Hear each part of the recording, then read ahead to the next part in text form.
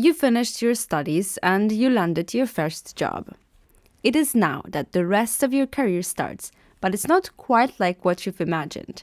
You chose the career you chose because it seemed safe, or maybe your parents work in the same field and you never really reflected upon what would you really like to do with your life.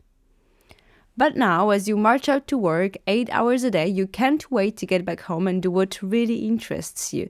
And you realize that the decisions you've been making in your life until now are not really yours. You drift from one place to another. Even when you go out with your friends, it is them who choose what you're going to do. Same with holiday plans, birthday gifts, and so on.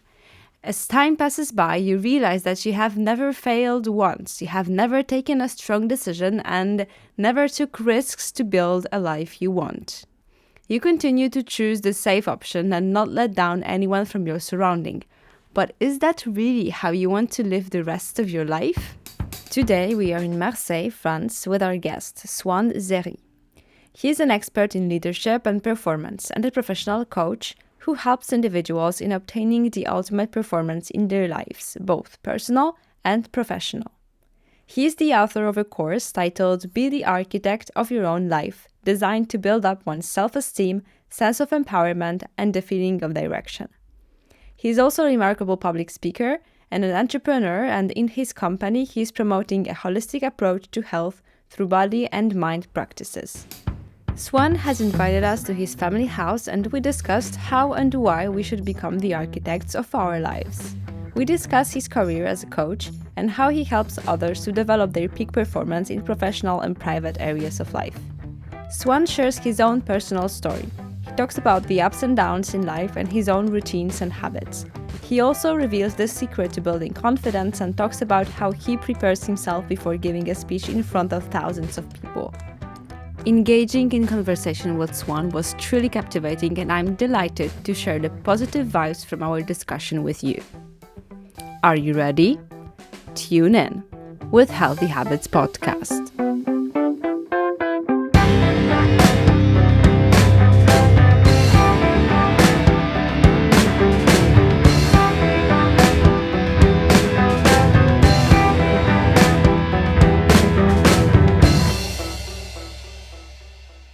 So is that correct, Swann? Wow. Are you talking about me? Yeah. I like that. Thank you. Yes. Yeah, so do you agree with everything I said? I do. Okay. Even though it seems even better than reality, but Yeah, it's always like that. Yeah, exactly. Okay, so tell me, do you think that you are the architect of your life? Well, totally. In many ways, but I also think it's true that we inherit from our ancestors' genes. So we are what we are at birth, but from birth to death, we are the architects in so many ways. Physiologically, psychologically, we are the result of our everyday decisions. Mm-hmm. So whatever or wherever you come from, you always have an opportunity to change things. Uh-huh. And what is the role of your inheritance in it? Well, I'm searching for the word in English, but maybe you know that the cells can change in a specific environment, physiological environment, and this is something that impacts ADN or DNA, in English, and DNA is then transmitted to new generations. So we are born with our ancestors' genes, traumas, habits. That's also why I think personal development, but also having very healthy habit is something that goes way beyond us, because the way we live today will have an impact on on the future generations, on our kids and grandkids. So we really have to watch out for that, because we are giving them the best, but also the worst of what we have and who we are. But again, unless it's a pathology, and it's not always easy to change things, otherwise we can have a new impact regarding our habits and a healthy lifestyle. Okay, you are the author of your program that says that you can be the architect of your life, and you think that you yourself are the author of your decisions and so on. Could you give me and our listeners an example where you think that it shows the best, that it is you who is in charge, in fact, of your decisions? Well, I mean, there are two types of people. I'm more than 40 years old, so most of my friends are the same age as me. So it gives me the opportunity to see two types of people. The types of people that had a whole life that was made of non-decisions, and that had their whole lives impacted by or influenced mostly by their environment. Like if you were, on the sea and just being influenced by the waves, by the wind, and you end up 20, 30 years later and you don't even know how you're there or what you're doing there. And you have that other type of people that all their lives have been conscious, taking or making decisions towards dreams, goals, or the ideal life. Doesn't mean you end up having it, but at least you do try your best and you make efforts in a certain direction. I believe that if you don't have a specific goal that you want to go towards to, it's other people's goals that will influence you rather than you influencing your own goals. So I think we all shape our destiny regarding our everyday decision making. When I first met you, it was, I think, 2 years ago. Yes. What struck me was your confidence. Yes. I think it's something that is really admirable. Is it something that has always accompanied you, or is it something that you've built over the years? Well, it's a good question, but more or less both. I'm an extrovert as a personality type, which means I kind of speak with confidence from a paraverbal or nonverbal point of view. But it's not that people seem confident that they are, but though I am. So it's part of my personality, part of the way I have been raised, because I have parents that raised me with love, support, incredible memories, traveling the world, having a very strong, positive and mindset education, but also because I'm a pure product of life and experiences with, the good and the bad. So like everybody, I went to school, but I've lived the true ups and downs of life. I had 10 companies that I raised. Some were incredible success. Others were crazy failures. I've loved and being betrayed. I mean, just the life that we all have. But I guess I'm not sure I'm doing anything different than anyone, but I've always looked life as a book, so going from one page to another, sometimes rereading several times the same page, but just trying to take lessons out of life. And that gives me the confidence of someone that has done the path, that has done the way. So I guess when in life you are bold enough to try many things, that you're not afraid to be hurt. So you just, put a step in front of another. I truly believe that life is difficult, right? But raising kids is super difficult.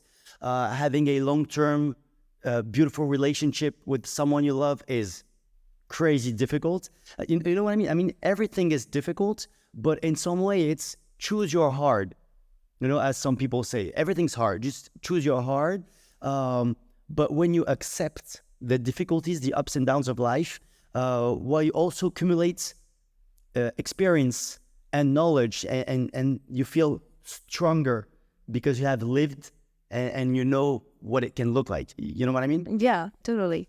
I mean, it's incredible that you have this point of view. But at the same time, I wonder what was like this first thing that happened to you when you started to build this point of view, because it's something I think that you must have put a lot of work and effort into having this perspective. Like you can have a failure and just give up, right? Yeah. But there is something that makes it happen in different direction for you. So you didn't give up, right? You just started to build something else and continue and move forward. So do you think that you can actually identify what was it for you? Or do you think it's too difficult? Maybe, I don't know. Well, there are a lot of blurred lines, right? In life, sometimes you get the lessons many years after the situation happened. But maybe two things. The first one is I've, at least for a long time, I've had three ways of learning. First one is observation. I don't know if you know or not, but the most natural way we have to learn, we learn from somebody else, is mimetism. I don't know if the word is right in English, but we learn by seeing, by observation. That's also how animals learn from their parents. So I've always had mentors that I would look up to, and just reproduce just what they did. I've always been a copycat in some way, but just choose who you want to copy and on what topic. So observation has been one of my main learning curve. Second one has been reading books. Like, I'm passionate about reading books. I have so many books, and I always feel like I buy a lot more books than I could read in life. But it's okay. So I guess knowledge is also available, whatever your age. For some people, it's books. For others, it's podcasts, which is an incredible way to learn. For others, it's just internet, whatever, But so I'm a big reader, and I believe a lot of my knowledge also comes from getting inspired by really knowledge and information. And third thing is experimenting, as we just said. But also in my studies, so I was in the Science Sports University in Marseille, which is very close to here, actually. And very early, I learned sports performance, because I was a sportsman myself. So looking on how can I increase my performance.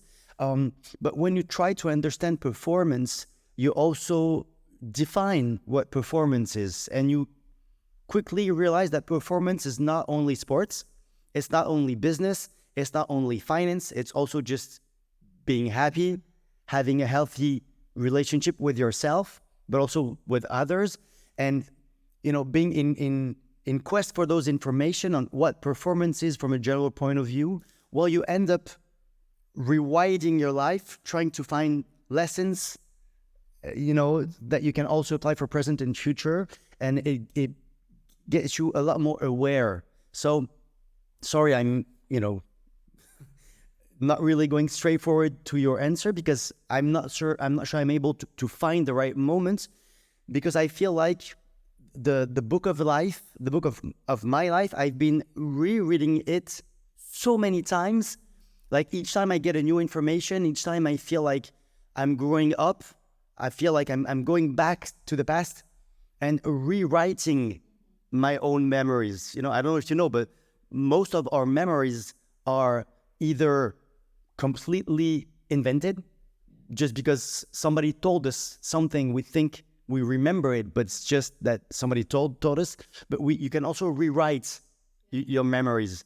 You can change them by the way you phrase them in your mind, by the way you think about them. So in some way, I feel like I've always been doing that, reading several times the same book, trying to find lessons. So most of the time, I feel like I'm completely forgetting the bad things that happen in my life, only remembering the lessons and the wins. And that's also how I build my confidence. I feel like I'm an eternal winner, even though I lost so many times, Yes, I understand, and I agree with you. And also, it is true that we actually can sort of restructure our personality by reanalyzing the past and seeing it from different perspectives, right? And it's like, well, I think I don't know, I can consider myself to be a shy person only because in the past I've acted in a certain way in certain situations, but I can change it. It does not mean that I'm shy until like death. Exactly. For my entire life. Right? Exactly. It's something that I can actually change in my actions. And the science behind it is neuroplasticity, which is the ability of the brain to create new neural pathways. So new groups of neurons that activate, that fire together and wire together to create, a new highway of information, which means that you slowly become the product of your new thoughts, of your new actions, and your new habits. And I'm always very excited to talk about neuroplasticity, because I believe it's the science of change. And I believe it's also the hope for a better me tomorrow. And it is possible. And it's not possible because you are you and I am me. It's possible because that's the way the human being is built. Same thing for animals, by the way, but for us, bringing consciousness to it and having the technology around us to be able, to learn, to progress faster. So we can all change. Every day is a new opportunity, a new road, a new decision. And some people see that as stressful. I see that as magic, to every day waking up and be like, okay, I can progress. I can be a better person. I can bring better to this world.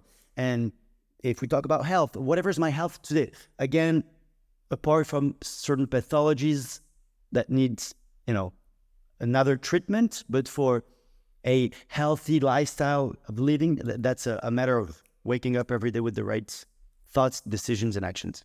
Yes. Also, you told me just before we started talking today that it is your father who is the inventor that he discovered neuroplasticity.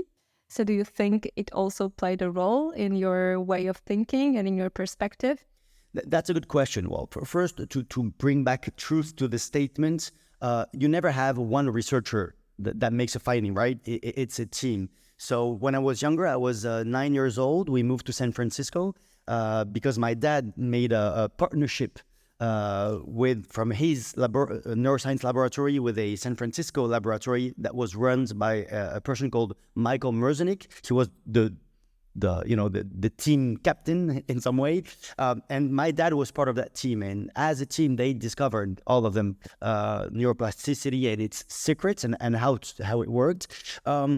But to be honest, I was not so much of a good student when I was young. So, I knew my dad was working on the brain. I was happy to go to the lab and see what he was doing, but it was more curiosity than a real interest in the brain.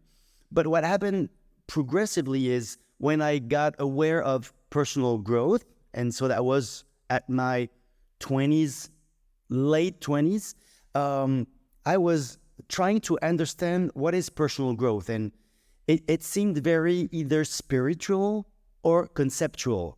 And as a bad student, I'm not okay with any of those two because I need to understand, I'm not disciplined enough. Well, I was not, now I am, but I was not disciplined enough to just apply. It's not because you're telling me visualize and you will have no traffic jam.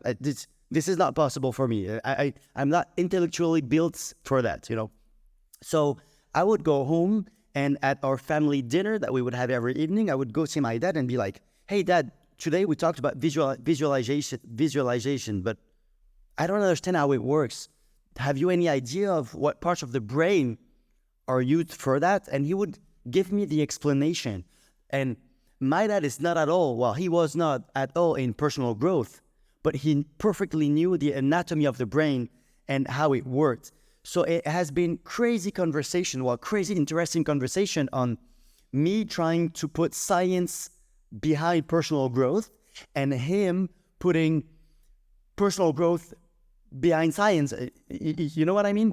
So we had those incredible conversations, and that's when, in some way, I fell back in love with the brain. At some point in life, I forgot that we are all run by our brain. It's, I don't know how you say the chef d'orchestre. Maybe we can use the French word, right? The chef d'orchestre of our life. The captain of our life is our brain. So understanding how the brain works, and as crazy, complicated it is, at the same times, it's very simple mechanics. And if you know how it works, it dramatically or positively dramatically changes your life, because you're not just doing things because somebody told you to do them. You do them because you know how it works, and you can predict the results even before you have a glimpse of them. Wow, so you're so lucky to have this kind of figure, a person that you could have, like you had one-on-one time with the scientists of this... Incredible. Of this size, you can say. Yeah. So you're really lucky to have that. Yeah. And you told me that you started to gain interest in self-development in your 20s. Yes. So could you tell me, how did it happen? Like, how did you decide to be the coach of... Yes. Well, that's when I had my first business where I sold products on the French market for another company, and I had to build teams. And when you build teams, you have a responsibility of, empowering them, on helping them succeed. And at first, you feel like you want to help them succeed for the benefit of the company, but you slowly fall in love with the process of helping people reaching their full potential. And at first, you're excited by the numbers, but then you're excited by the smiles. You're excited by the lives that change. You know what I mean? Not yours. Yours is okay, but other people. And that's when I fell in love with coaching, where I fell in love with leadership. And you cannot talk about leadership without talking of personal growth, because personal growth is like the cement of leadership. Leadership is not skill set, it's mindset. It's not what you do, it's how you do it. Or it's not what you do, it's who you are. So it's about mindset, and mindset is personal growth. Personal growth is two words: growth and personal. So it's me getting better. It's me in my own progress. And in some way, there are two types of leadership. The leadership is leading for better, leading for progress. Make tomorrow better than yesterday. Building great things. That's leadership. But there are two types of leadership: collective, when you lead others, but personal. First person you want to lead is yourself. So personal leadership is just personal growth. And what I like behind personal leadership is sometimes it is kind of easy to give others advice. And then when you close your home door, you're not at all the product of your teachings. And don't want to criticize, so I won't give any name, but so many people that do that. They walk on stage, they look powerful, they look confident, they look whatever you want, they have great teachings, but they come home and they are crappy husbands, bad parents, bad lifestyle, or bad health. And I'm like, what the hell, So when you understand the concept of not leading others, but it all starts with leading yourself, the responsibility that you usually get power from to lead others, well, this time you'll get it to lead yourself. So it guides your own and personal decisions differently. And when you open the refrigerator, if you understand the concept of personal leadership, you ask yourself, am I a good leader right now for myself? Whether I, eat this or that, take alcohol and Coca-Cola or water or whatever, So it gives self-empowerment, self-responsibility, and so I like the idea of personal leadership, which is personal growth. Mm-hmm. And what was that first business that you did? It was a network marketing company that sold telecommunication products to the customers. Okay. So yeah, if you know the model, it's about building teams and helping those teams progress, thrive, and grind and have success. Yeah. And today you have your own company, yes. Right? Where you offer like personal trainings, right? Yeah, exactly. Do you do like collective workshops, yes. or is it one-on-one? Yes. How does it work now? Well, I have three ways of developing my business. First one is coaching. So it's one-on-one individual, and the idea is empowering the other one, letting that other person find the keys to self-performance. It's also trainings that I do mostly with companies, small or very big, and that's a group training, and also conference. So conference could be in front of 10,000 people in a stadium or more, whatever. Okay. But yeah, so those are the three ways that I have to share knowledge. I have to ask you that because this is very interesting for me. It's regarding the public speaking that you do for example, thousands of people. Yes. I'm very interested in how do you do that, because it's really stressful, right, for the majority of people. Yes. So when did you start with public speaking, and how did you arrive at the point where you're doing it effortless, where you're confident? Yes. Do you have any magic tricks or behind stage routine that you do every time before performing? Well, first I have a routine for everything. Not that I'm stuck in my routine, but just the truth is that the brain doesn't like getting out of its comfort zone, right? The brain that doesn't like novelty. It doesn't like, it likes routine. It's reassuring, because if you don't have clarity on the next steps, then you have obscurity. And obscurity is one of the biggest fear of the human brain, because the human brain's priority is to keep you alive.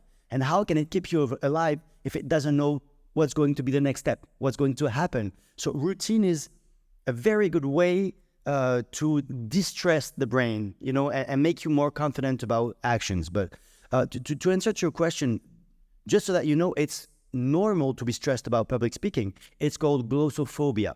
Glossophobia is ranked in many studies amongst the top 3 fears in the world. And scientists try to understand why. And especially through IRMs, they discovered that it was almost the same regions of the brain that were lit in before a public speaking than facing death. So they're like, wow, but why is it that terrifying? And to find the answer, we have to go back hundreds of thousands of years back in our humanity, in humanity's past.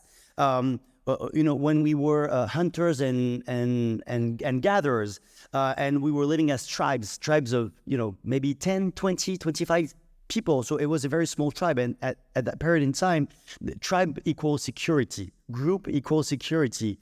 And if you are excluded from your group, it means death. It means you will be alone facing adversity, and it's almost impossible to live. And that's still the truth with animals. If a gorilla has a fight with another dominant male gorilla and he loses the fight, he knows he's excluded from his tribe. There are 2 options left. First one is he will die, facing adversity and being alone in the jungle. Second one is he will find another, family that will accept him and welcome him. So the human brain evolves as an organ a lot slower than our society. So we still have our hunter and gatherer's brain, but we are facing a new world where we have regularly to change group, to talk to people that we don't know. So most people that do public speaking, they feel like they are judged, and they feel like if people don't like what I have to say, I will be, judged, excluded, which means for the brain, which means death. As when I walk on stage, I don't walk on stage to take, I walk on stage to give, But the best way to give something is to prepare something. So preparation, I think, is the key to a good public speaking. Give people the merits and the credits they need. And, you're not the powerful person when you're on stage. They are the powerful people. You're just a servant. But so when you prepare your gift, you're confident about it and you're happy about it. And, you have one thing in mind. The most stressful part for me before a speech is waiting for my turn. Because, I'm so impatient to share what I have prepared, because I have prepared. I took time, and the first person that I try to inspire when I prepare a speech is myself. And if I get goosebumps just thinking of what I'm going to share, okay, I know it's going to be a good speech, So I think that it is this shift of perspective that allows you to perform well. Yes, it's a mind hack, So that's not the only routine, but it's part of it. Second thing is visualization, because the human brain has a hard time making the difference between what you imagine and reality. And a proof of that is you could be in your couch, thinking of your next flights. And if you're scared of taking the plane, you would have body temperature that would rise, muscular tension, and increased heartbeats, but you're in your couch, like full security. Amazing. Just thinking of your next flight. Because again, the human brain has a hard time making the difference between what you imagine and what you really live. Because you activate in your imagination the exact same neurons network that you would activate being in the real situation. So that's true and it is a problem. When you think about your problems, your brain thinks you are right now in trouble and living the problems. That's why to ruminate is one of the worst enemies that we have for ourselves.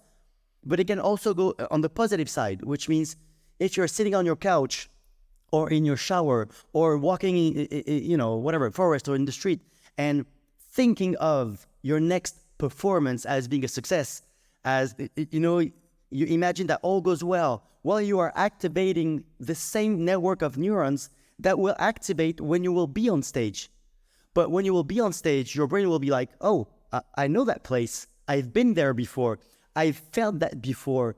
I've said those words before, so it's not new. So there's a double benefit. First benefit is confidence, because you don't have obscurity, you have clarity, because it's not new.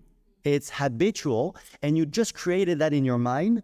And the second thing is, when you activate several times the same neural pathways, it facilitates the neuron communication. It goes faster, quicker, which means that your ability to remember what you need to say, your ability to make it very natural and almost as a reflex is higher, because you just train your brain to use the same neurons and those neural pathways. You know what I mean? So it brings clarity and experience just by sitting in your couch, thinking and visualizing of positive things in life. And you can do it for everything you want. Mm-hmm.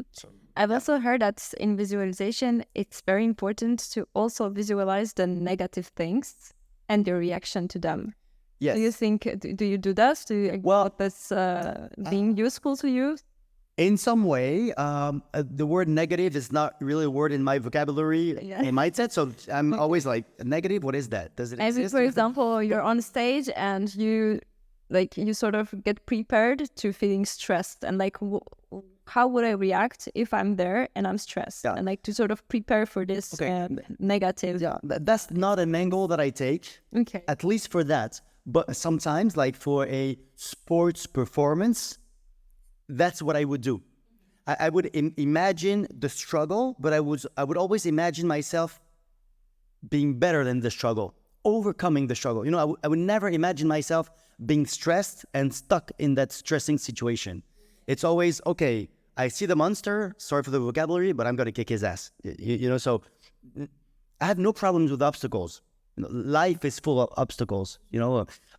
Something that I think is kind of saddening, but it's okay, and its reality is, when you look at your kid at birth, you could never promise that baby that he will have an easy life, but you can promise him that he will have obstacles and struggles. So you cannot promise the good, but you can promise the bad, because it is 100% sure he will be. You know what I mean? So the sooner you learn that struggles are okay, it's just, who cares?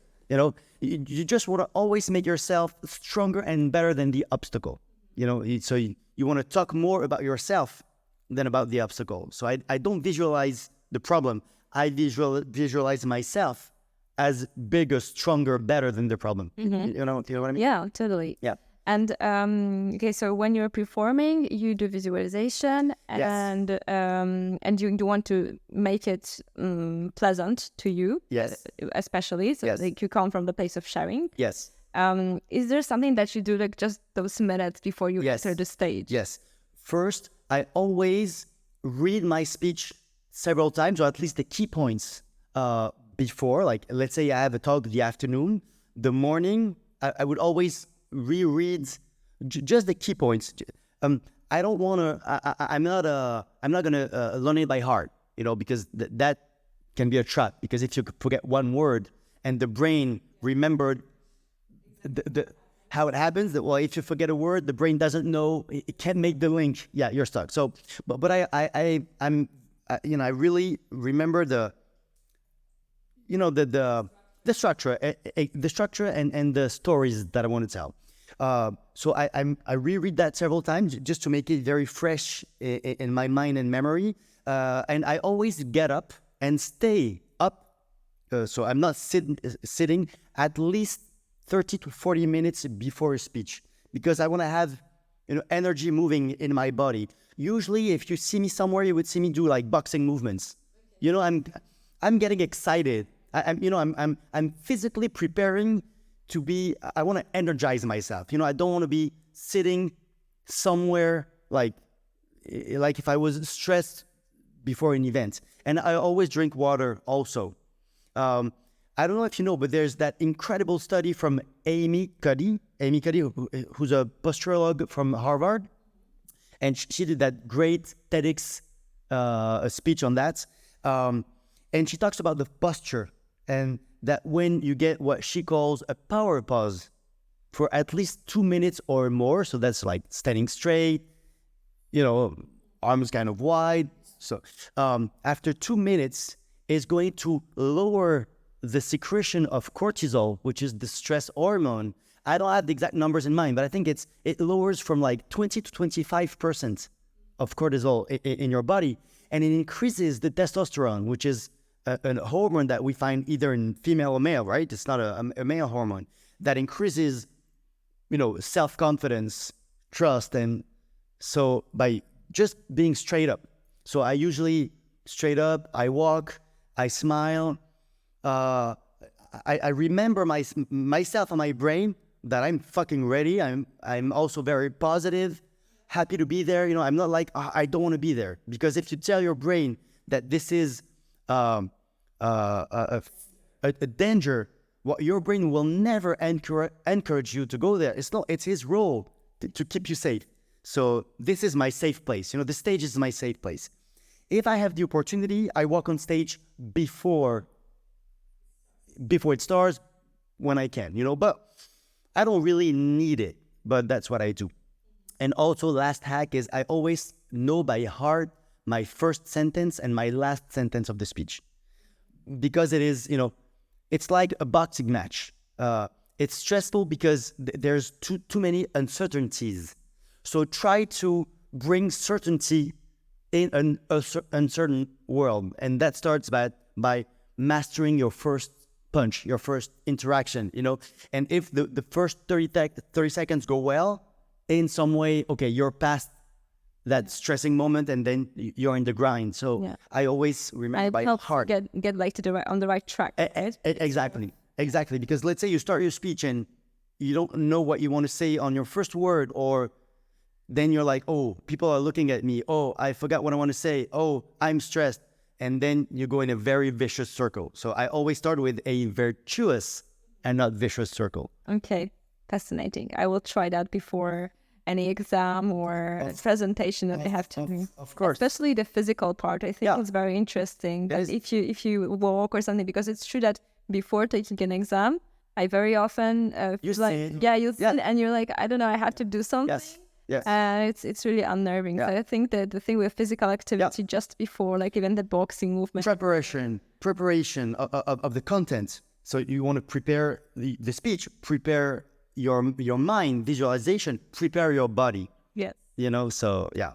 And if you do that, at least it doesn't mean it will be a success, but you'll be ready for whatever comes. Okay. Hey, if you're still listening, that means that you enjoy this podcast. We love sharing with you, speaking with our guests, and we are happy to bring all this information to you for free. However, if you like what we're doing and you wish to support our work so that we may keep developing this project, visit our website, hhpodcast.buzzsprout.com, and click the support button to make a donation. You can also follow us on Instagram or subscribe us on YouTube. And don't forget to show our podcast to a friend or a family member if you like it. All the links are available in the description of this episode. And now, back to our conversation. I wanted also to ask you about your work as a coach. So you intervene, for example, in companies. Yes. And you work with personal one-on-one people. Yes. And could you tell me what seem to be the problems that you work with the most often in both of these? So maybe we can start with the company setting. There you come and you help people to improve their leadership skills, right? You help them to perform better in their work. Yes. And what seemed to be the most common problem that you encounter? Well, the truth is there are many, right? But the trainings that I do the most in companies are leadership, management, and communication. And we could think that communication is just is it a skill? I mean, we communicate since we're born, right? Yeah, it's really tricky for me. I also very often thought that communication, I can do that. Yeah. But actually, if you start to pay attention, it's really complicated. And, communication or effective communication is the art of bonding, the art of linking. I don't know if linking is the word that we can use in English, to link with people. The communication is the art of love, is the art of sharing, is the art of friendship, of connection. So communication is everything. It is the basis of how as a species we have been able to collaborate and do what we have done, good and bad, in this world. So but most people, they miss a lot of things in communication because they think it's natural, because they think it's easy. So this is maybe the topic that I train the most in companies. And just so that you know, there are statistics, there are studies on what makes companies fail, right? Is it external or internal obstacles? Well, the number one obstacle that makes a company fail is not outside, it's inside. It's internal obstacle. And then there's a ranking of what are the internal obstacles, like finance, bad management, or whatever. The number one is conflict, interpersonal conflict. So what prevents a company from succeeding is someone in the boat, that's putting a hole, someone that's drilling his own boat. It's conflict. It's people that are not able to work together. So that's maybe the number one topic that I work on in companies, is finding solidarity, making people remember that the togetherness, or that performance is always collective and never individual. Individual performance doesn't exist. It's a lure. It's never the case. So performance is always collective. So maybe that's the first thing that I work on in companies. And second one is, I see that most people, when I ask them, what's your strength? They're not able to answer. I'm like, okay, so you're 20, 30, 40 years old of life, maybe 50, 60, you don't even know what you're good at. Okay, then tell me what you're bad at. And when I ask them their weakness, like, people could write me a book. And I'm like, how is that possible? How can you know yourself better through your weaknesses than your strength? And if you don't know your strength, how can you take them out of your pocket and use them in your life or in your professional life? Yeah. So that means, you are defined by the worst version of you and not by the best version of you. So the struggle in companies is that I see many people that don't know their zone of genius. They don't know their talents. They don't know what they're good at. So they just do what they are told to do. They do what's written on their working contracts. But it is possible that most of what they do, they're not motivated in and not competent. But if you're neither motivated or competent, then you're bad for yourself and you're bad for the company and you're bad for your teammates. Yeah. So the second thing is helping people find their zone of talent and genius, and help them bring the best of them to the table, to the team, to the company. And the third topic is leadership and management. And what I see in leadership and management is that most people, they don't see themselves as leaders, as they have team and they are influencing the company and people. So it's working on the mindset of a leader, of the sense of responsibility, and also how to empower others. Those are the main topics that I work with companies. Okay, and what is your method of work? Do you intervene only once, or do you meet them a couple of times? Well, it depends, because if it's a coaching, it's like a couple times, usually. In the companies? In the company. Well, it can be, long distance, but whatever, usually in the company. But coaching is one-on-one. Okay.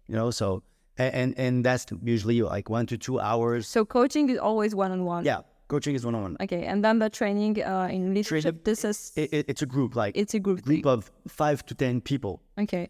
And so when you're doing a group thing, is it a one-time thing, or is it something that you repeat? Well, I usually do a one-time thing, but I always have what we call REX, return of experience, that we do like 1 month later, because I want to make sure that what we have told. Well, I always end up a training with an action plan, because I think the mistake that we make about a training is thinking that the training is the time we spend together. Not at all. Training starts when we say goodbye. Training is not me telling you what to do. It's you doing the things and making sure it works. And sometimes I give you an advice, it won't work because personalities are different, environment can change, your mindset, your emotion that specific time. So there's so much of a gap between theory and practice that you need to. Training comes from experimentation. It comes from trying, failing, trying again, succeeding. Okay, that's what works for me, what that person in that place. You know what? I think also that it's so true in all the areas where you actually can learn something. Because I played an instrument, so this has always been like you come to the lesson, but it's only to show what you've done yourself. Exactly. And it's the same with languages. Everything. It's the same with everything. It's actually your work that counts. And it's not the lesson that is supposed to teach you something. It's yourself actually that has to put in the effort. Yes. And you know that's a real problem in personal growth, is that a lot of people, they think that because they're going to listen to a podcast, their life will change. No, that's just an impulsion. That's bringing momentum to you. But you're on your bike, your dad pushes you or your mom pushes you. It's okay. It gives you momentum. That's what a podcast does. But if you don't keep on pedaling, I don't know if that's the word in English, but the bike will stop 3 meters later, so. It's a wonderful metaphor. Yeah. So you want to keep momentum, and momentum comes with trying, with action. So we always have that in training. It's okay. We do the training. So first I do an assessment before the training to know the level of the participants so that I can adapt my training. We do the training, which is usually a 1 day, 2 day, 3 day training. And we always have a 1 day, like 1 month or 2 months after, where I challenge them on what did you do? How did it work? It's a way to help them correct the trajectory, but also put them in an auto-coaching mode, which means you tell me now what you did, how it works, what you learned, how did you adjust? So I know that when I say goodbye for the last time, they probably don't need me anymore, at least on that topic. And when it's a conference, it's just the purpose of a conference is motivation, inspiration, but it's not a training. So people don't get out of the conference with more than goosebumps, full heart, and the motivation and an inspiring idea. But okay, and then something that's really interesting is that in general, because you work in the professional environment and you work on the professional performance. And so very often we hear that people, that they are stressed at work and that it is the reason for which they are stressed. They have a lot of pressure and so on.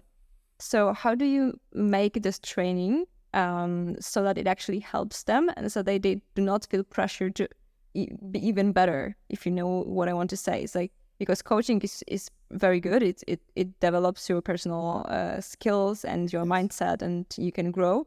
But I know that there are also some people for whom it might be a bit stressful in a way that, now I have to be even better, and they put a lot of pressure on themselves. Yes. So how do you deal with that? Do you have like a method of dealing with this kind of perspective that some people might take when they participate in your traineeship like this? I don't know if I have a method, but I have a mindset that I try to share with them on that specific topic. And that's a great question you're asking, because a lot of people are in quest of perfection.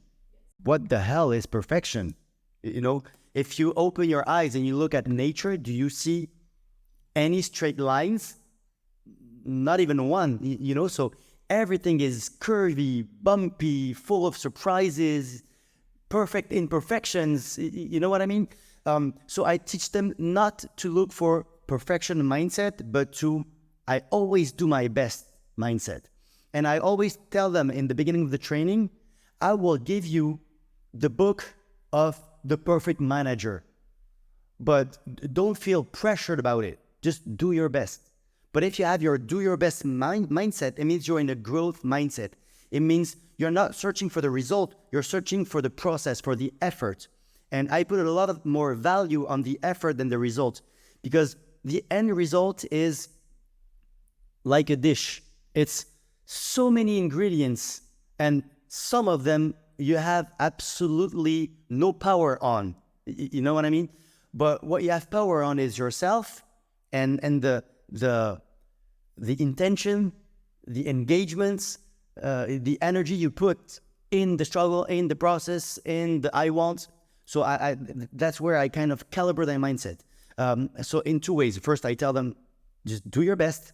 And if you do your best, well, there's that guy that I think is so inspiring. His name is Art Williams. He had an incredible company called Primerica, and he would tell his team, all I can do is all I can do, and all I can do is enough if I do all I can do. Okay. Because can you do better than giving in your all? Yeah. No. So if you expect a result that's higher than what you can really achieve, the in-between is what we call failure. So that's why perfectionists are, sorry for what I'm going to say right now, but they are serial failures. They are always looking for what they miss. As a person that always does their best, you can be in search for excellence. Excellence is not perfection, but just do your best, give it your all, like don't cheat, you know? So like change your definition of perfection. Exactly. Or just fuck perfection. Yeah. You know, go full, I'm all in everything I do.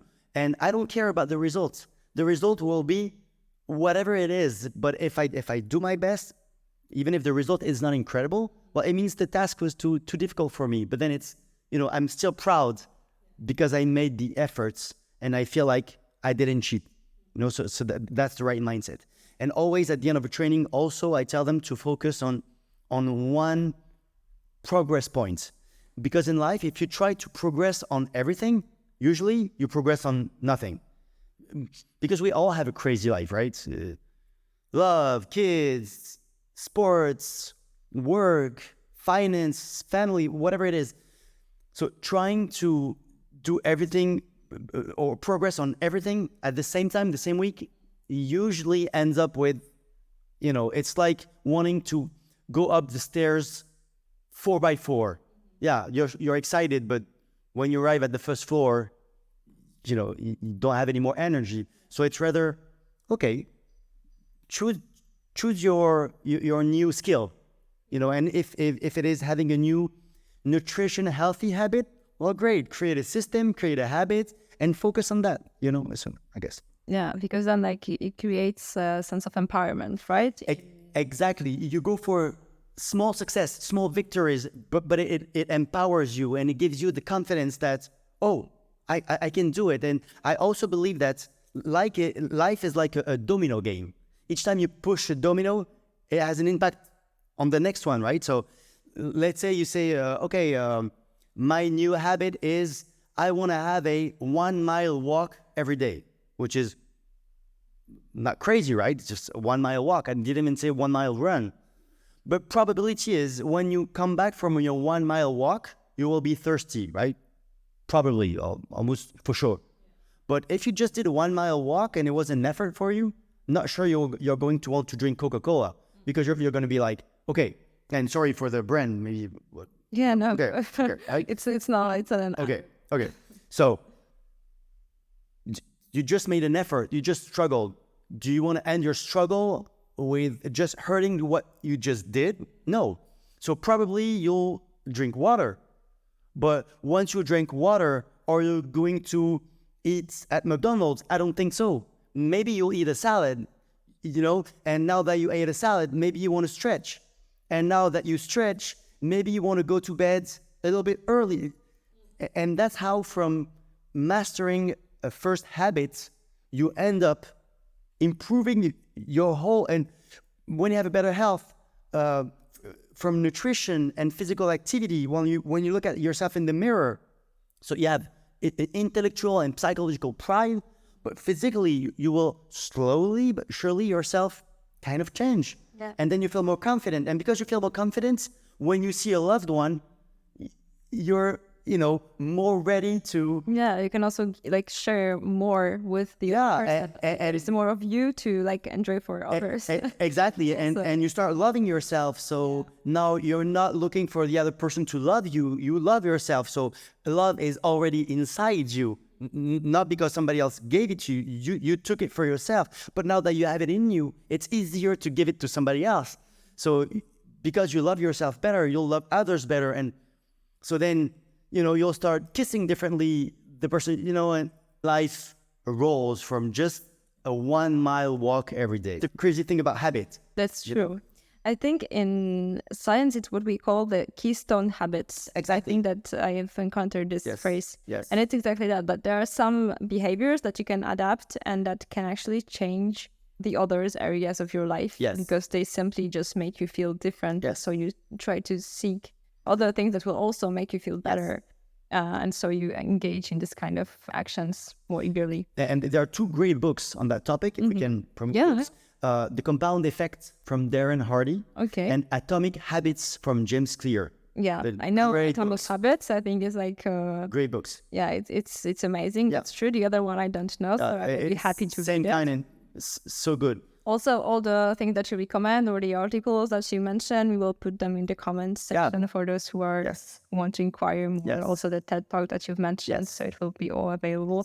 And I will gladly check that out for myself. There's that great saying that says, when you share a physical product, you divide it by 2. When you share a knowledge, you multiply it by 2. Yeah, And I think I love it. That's great. That's why sharing knowledge is so exciting, because you feel like you can give freely and you're never out of what you gave, Yes, And, I totally agree. That's so good. Okay, and then when you work one-on-one with people, how is that work different from the group trainings? How often do you meet? How long does it take for you to, I don't know, like, is it a month? Is it a year that I should spend with you if I want to improve? Well, usually it's like a 6 month, depends. It depends on the individual, depends on why, what, depends on many And things. what may be the reasons that people come to you? Well, I'm looking for the words to say that correctly, but I'm not a therapist, right? So if people are looking to go in their life from -10 to 0, I'm not their guy. I know how to help them, but I'm not in my zone of talents. So I think they will find somebody better than me to help them. But if you're looking to go from 0 to 10 or from 10 to 20, that's what we call performance. It's not finding yourself, it's finding your better self. Then I guess I'm your guy. So people come to me when they want to perform better, not when they want, not when they are hurt, but when everything's good, but I want to go one step further.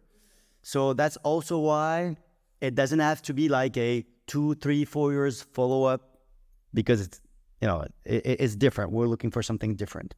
But then it's not an easy question, because it depends on who, what, why, so many things. And do you think that more often you use some kind of theory that you've learned, or you use your own experience that you have from your own life? It's a great question.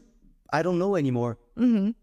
Because sometimes you feel like, wow, I just came up with that incredible theory, but you just forgot that you read it in the book 10 years before, and it just made sense now because it sticks to something that just happened to you.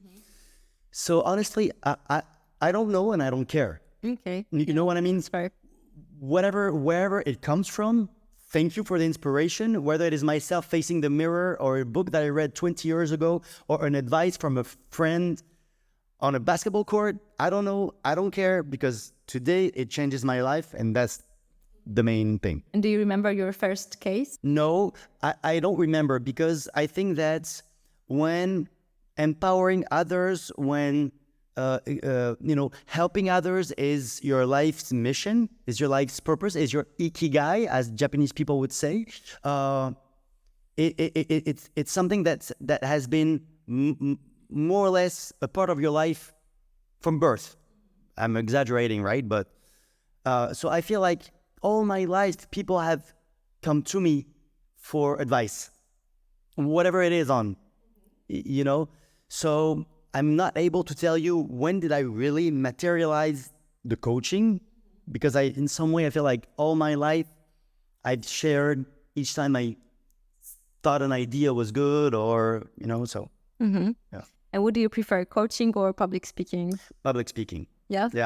Well, it gives me more energy. I like having a crowd of thousands of people.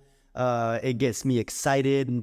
I feel like I can bring an idea to so many people. Yeah, again, I'm an extrovert, right? I get energized from the group. And in your personal life, like everyday life, do you have a routine that you follow? Is there a set of things that you do? Yeah, I have a minimum of 2 routines, a morning one and an evening one. My morning routine is an energizing routine.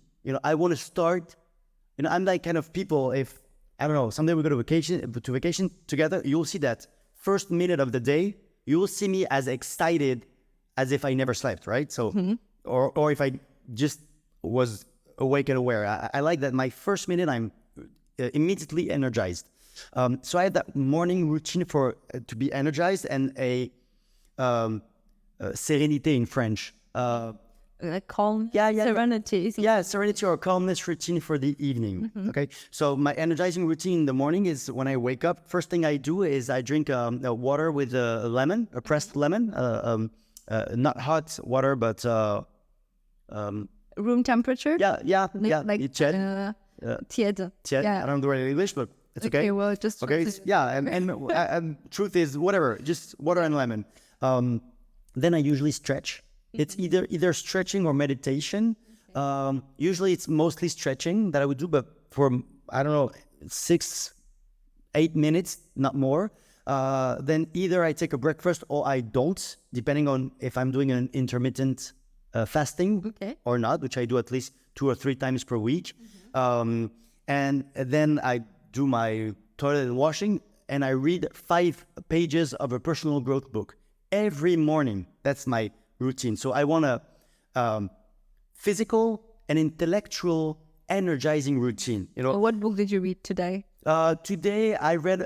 Today I'm rereading the book that I wrote with my dad, because we are writing the second part. The second part of the book. So I have to read that. Yeah. Well, too bad I don't have it here, but I'll send it to you. No, I offer it. I'll send it to you. So right now I'm rereading the book that we did with my dad, because we have to write the second one. Otherwise, before that one, I was reading a book from Phil Jackson. Phil Jackson was the mentor of Michael Jordan and one of the most successful coach of the NBA. So great book too, about personal growth and performance. And then I always end up my morning routine with 2 goals for the day. A productivity goal and to lower the mental charge. Okay, it means the mental charge. Yes. To relax. Yes. So one is a productivity, which means it's a business goal. The other one is more like, I need to call the doctor for the kids. I need to call the plumber. Those things that you don't do. Yeah. Because. Okay, so this is kind of a goal that you have to. Things that are on your to-do list. Yeah, but you never have the time to do that. Exactly. Well, truth is, you have the time, but you just, because it doesn't seem urgent and important, you just don't do them. But that's what wakes you at night. You're like, oh, no, I didn't pay school for the kids, or, I forgot. Yeah, that's genius. I have to do that. So I think that eases my mental charge, because those are things that are on my shitty to-do list, but I don't do them. But then I wake up because I'm like, oh no, I procrastinated. So to wrap up the morning routine, so it's physical with lemon, either fasting or breakfast, stretching, before that. And then I go from physical to mind routine, which is reading 5 pages minimum. Sometimes it's more, but 5 pages. And that's 6-7 minutes. So it's nothing. 5 pages minimum of a personal growth book. And then my 2 goals for the day. 2 goals that I'm sure I can achieve, right? So it's not easy goals, but it's goals. Easy to accomplish. Easy to accomplish this day, because when you fix yourself a goal that you can accomplish in the day, you get a shoot of dopamine. Dopamine, which is one of the 4 hormones of motivation and happiness.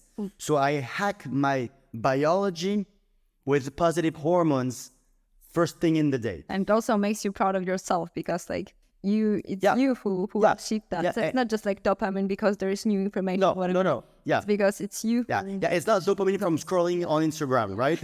It's dopamine from, I know I'm going to have a successful day. And you get another shoot of dopamine when you achieve that goal. But you already get a shoot, okay? And then my evening routine, because I think that one of the biggest mistakes people do in health is to think that the day starts when you wake up. But the day doesn't start when you wake up. The day starts when you go to sleep the day before. Because if you go to sleep the day before and you're stressed, tired, or with anger, you'll see how you'll wake up the day after. I've never seen anyone go to bed angry and wake up happy. I've never seen that in my life. I don't even believe in it, even from a science point of view. You know what I mean? So I make it a goal to go to bed happy, relaxed, and, even though the day has been shitty, I want to go to bed relaxed. And how do you do that? Okay, so several things. First thing is, whether I take the car or not, I always take a time to close the chapter of the day. So I kind of redo the day. Okay, what happened today? How did it go? Have I been good or not? What did I learn? What should I change? Okay, what are my plans for tomorrow? I think of that at the end of my business day. And then I always have fun times with family and kids. So my evening routine is I close the chapter of the day, and then I want to have a cuddle, like monkeys, like let's groom, let's take care of each other. So I have that very cuddling, fun, love, kissing, and end of evening. And I always go to, so we usually have a pretty healthy dinner, and I always go to bed at least 1 hour or 1 hour and a half before I plan to fall asleep.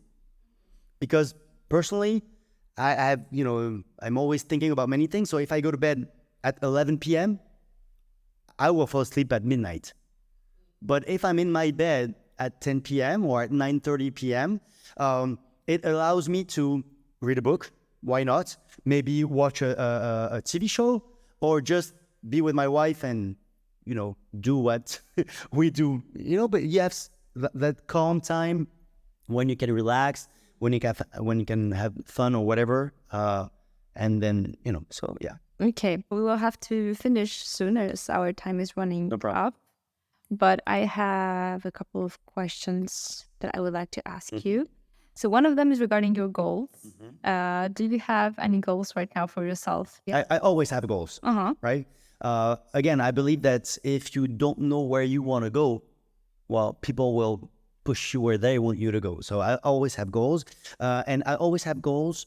I always try to respect my wheel of life, which means almost every day I have goals, or every week or month or whatever, on my, love life, as a parent, financial life, business life, health, personal. And you have them they go together? I mean, you have them all the time, or it's, for example, this month you have this goal, the other month? I more or less have them all the time. I don't have to write them down all the time, because I've been doing that for so long that I have that clear direction that I want to go, The goals that I write down the most are the business goals, like how many new customers I want this week, or what I want to achieve this week, or financial goals. Those are the two that I write down. So, okay. And then when you set your goals, do you also set out a plan of how are you going to achieve them? Do you write it down, or how do you approach? Yes, when it comes to finance or business, I do.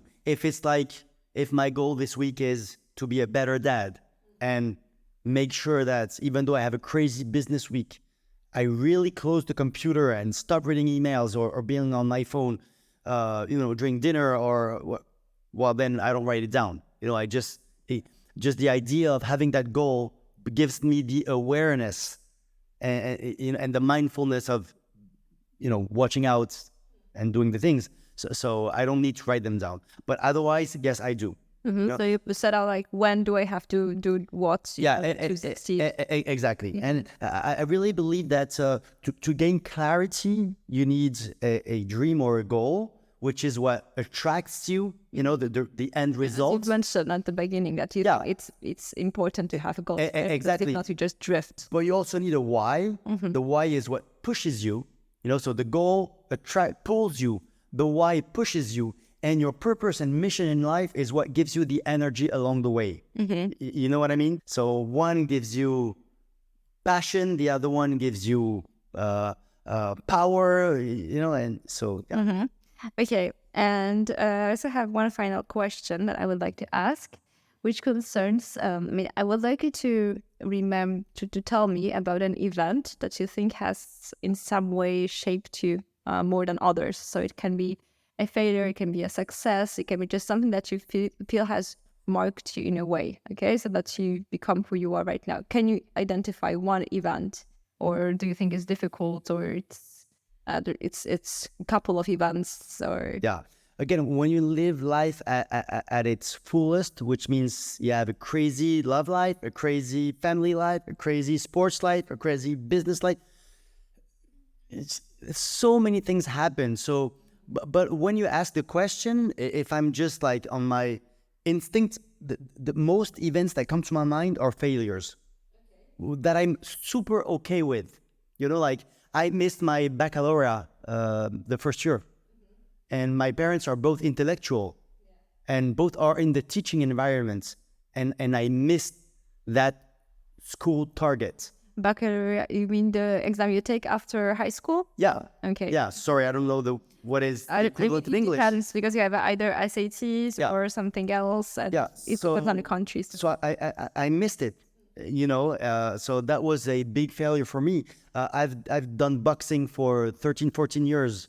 And I had that fight that I took kind of lightly because I was fighting a friend of mine that I knew I was better than, because in training, you know, it was an easy win. And I lost that fight. And I was kind of ashamed because many people were watching and not at all. He was so much the underdog and he won. And we were in the same school. So I was like, oh, shit. You know, so that second thing.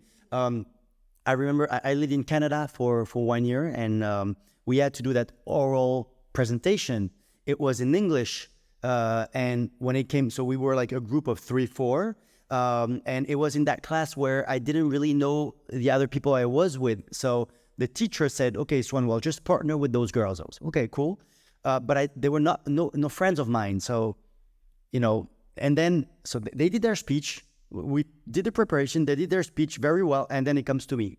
And I'm like, I don't even remember what I'm supposed to. I was completely, so that was a big failure in public speaking, right? I completely forgot what I was supposed to say. I was not able to find my words. So I find that crappy excuse of, you know, English is not my first language, but what the hell? You know, I've lived 2 years in the United States when I was even younger, so no problem with English. But I just missed it. And then I could see those girls looking at me like, we're going to have a bad grade because of you. We don't even know you. You're not, you know? Yeah. That social, yeah, if ever. I remember one of my companies that has been such a big failure that I went from almost being a millionaire to having debt and many banks refusing or firing me, you know. And I was like, shit. So, you know. Yeah. And do you think those are, in the end, the experiences that have shaped you the most, that have made you the person you're today? That's the first one that comes to my mind. But then close to that comes all the success, you know. First. So I guess, again, success, failure, who cares? Roller coaster. And roller coaster of life, it's just the fun of life. And there's always a lesson. So that's what I take of all of those moments. Okay, it's very inspiring. So thank you for sharing all your thoughts and ideas and your experiences. Maybe you can tell the listeners, where can we find you in the internet? So if someone would like to get in touch with you, through which media can someone get in contact? Yes. Is it on Facebook or LinkedIn, or do you have on your website? Yeah, well, thank you for that. Because I never feel like I need to promote anything because I'm but just maybe someone has a question. But of course, and and I'm building my social networks right now to bring value, not to have followers, who cares, but to bring value to those who follow, how many, whatever the number. So yeah, there's my Instagram, Facebook. I'm building my TikTok account soon. Okay. I have a team that's going to help me for that. Yeah. Of course, LinkedIn, and I have a website. My company name is The Best Me. So if you go on thebestme.life, well, you will follow my company website. Okay, so also put the links in the description of please, the show. And with my, Swann Xerri is such a weird name and last name that I don't know. I think it's really nice. Okay, well, thank you for that. Well, my name is very difficult to pronounce for the majority of people. Yes. I think Swann Xerri is better. Okay. Yeah. So anybody that types my name on internet, they will find all the information. Perfect. Yeah. So thank you very much. My pleasure. Thank you for your invitation. Thank you for your trust. Thank you for giving me the opportunity to share. Yeah. My pleasure. Mine too. I think that's the way we can make this world a better place to live in, right? Is by partnering, by remembering how humanity was made and built, by collaboration, by sharing, context, right? by conversation, by sharing knowledge, by trying to give without trying to take. So thank you for giving me that opportunity. Okay, thank you very much. Pleasure. As promised, at the end of the episode, I bring you the challenge that Swann has prepared for you. Since he himself has a well-established daily routine, he would like to invite you to start developing your own healthy habit. Let's start simple. The challenge from Swann is to make sure to read every day 5 pages of a book that interests you. You can choose whether you will read 5 pages in the morning, in the evening, or sometime during the day, but try to read every day at the same time, as the repeated context will make it easier to develop and keep up this routine. Perhaps you will swap mindless phone scrolling for an insightful read during breakfast. Maybe those 15 minutes before you drift into dreamland become your literary sanctuary, or could it be that the 5 pages will accompany you on your daily commute? Read and let us know what's your book for this challenge. If you get to learn something interesting, and especially if you're choosing a non-fiction book, let us know.